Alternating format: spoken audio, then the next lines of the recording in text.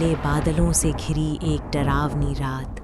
तेज हवाएं पेड़ों को झकझोर रही थीं और दूर कहीं कुत्तों के भौंकने की आवाज़ सन्नाटे को और भी खौफनाक बना रही थी। अचानक हवा में एक अजीब सी खुशबू फैलने लगी, गर्मा गर्म मसालेदार समोसों की खुशबू, इतनी लाजवाब कि कोई भी खुद को रोक ना पाए। लेकिन इस खुशबू के साथ एक डरावनी फुसफुसाहट भी गूंज रही थी, मुझे समोसे चाहिए।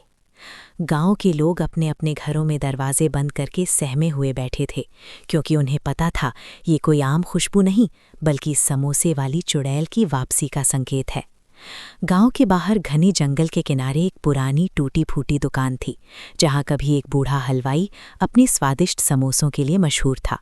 लोग दूर दूर से उसके समोसे खाने आते थे, लेकिन कुछ लालची लोगों ने उससे समोसे खाए और पैसे दिए बिना ही भाग गए। धीरे धीरे वो बूढ़ा कर्ज और भूख से टूट गया और एक दिन उसकी दर्दनाक मौत हो गई। कहते हैं उसी दिन से उसकी आत्मा को शांति नहीं मिली और वो समोसे वाली चुड़ैल बनकर लौट आई, अपने साथ हुए अन्याय का बदला लेने। गांव में अब हर रात एक ही खौफनाक घटना होने लगी। किसी न किसी के घर से समोसे गायब हो जाते और जो भी उस खुशबू का पीछा करता वो कभी वापस नहीं आता। लोग डर के मारे शाम होते ही अपने दरवाजे बंद कर लेते थे। लेकिन उसी गांव में पिंटू नाम का एक शरारती मगर बेहद बहादुर लड़का रहता था, जिसे इन सब बातों पर यकीन नहीं था। उसे लगा कि इस रहस्य के पीछे ज़रूर कोई सच्चाई छिपी है। एक रात पिंटू ने अपने दो दोस्तों के साथ मिलकर सच्चाई का पता लगाने का फैसला किया। जैसे ही आधी रात हुई, वही डरावनी खुशबू फिर से हवा में फैल गई। तीनों दोस्त डरते डरते उस पुरानी दुकान की तरफ बढ़े। उनका दिल जोर जोर से धड़क रहा था, लेकिन जिज्ञासा उन्हें आगे बढ़ा रही थी। जैसे ही पिंटू ने दुकान के अंदर झांका, उसका खून जम गया। अंदर एक भयानक चुड़ैल खड़ी थी, उसके बिखरे बाल, चमकती लाल आंखें और लंबी टेढ़ी उंगलियां, और वो कढ़ाई में समोसे तल रही थी, जैसे किसी का इंतजार कर रही हो। अचानक चुड़ैल ने मुड़कर उनकी तरफ देखा और एक डरावनी हंसी हंसी।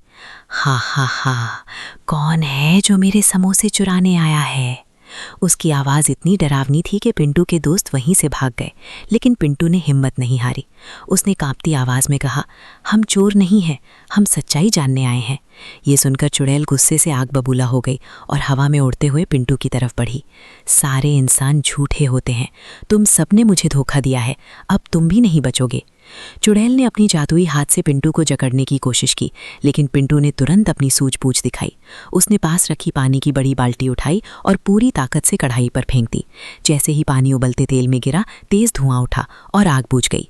उसी के साथ चुड़ैल जोर जोर से चीखने लगी, नहीं, ये क्या किया तुमने?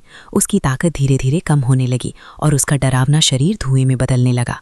मरते मरते चुड़ैल की आंखों में गुस्से की जगह दर्द नजर आने लगा। वो धीमी आवाज में बोली, मैं सिर्फ अपने साथ हुए धोखे का बदला चाहती थी। और फिर एक आखिरी चीख के साथ वो हमेशा के लिए गायब हो गई। अचानक चारों तरफ शांति छा गई, ना कोई हवा, ना कोई डरावनी आवाज, बस सन्नाटा। उस रात के बाद से गांव में कभी समोसों की खुशबू नहीं आई और ना ही किसी ने उस चुड़ैल को फिर देखा। धीरे धीरे लोगों का डर खत्म हो गया और जिंदगी फिर से सामान्य हो गई।